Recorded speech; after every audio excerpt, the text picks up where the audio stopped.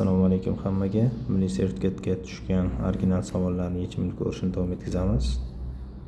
Demak, bu yerda e'tibor bering.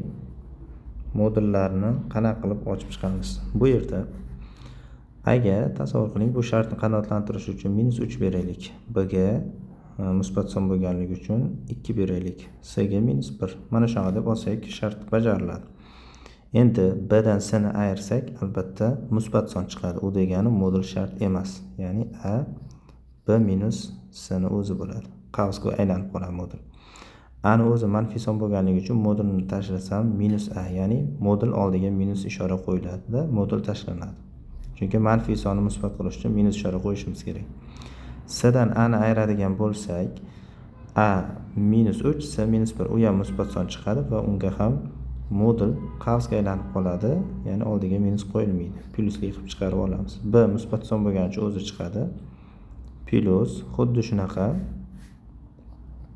C ni oladigan bo'lsak, mana bu A dan B ni ayirsak, yana musbat son, C A minus B ni o'zi bo'ladi. C manfiy son bo'lganligi uchun -C chiqadi. Endi qisqartiramiz. Bular qisqarib ketadi, bular ham qisqaradi. E'tibor bering. Mana bu minus tepaga ta'sir qiladi, ya'ni -B plus C. Bunda esa plus C minus A. Bunda esa -A plus B. Bularda qisqarib ketadiganlari B lar ekan. Qoladi 2 ta C minus 2 ta A. Bizda javobimiz C varianti.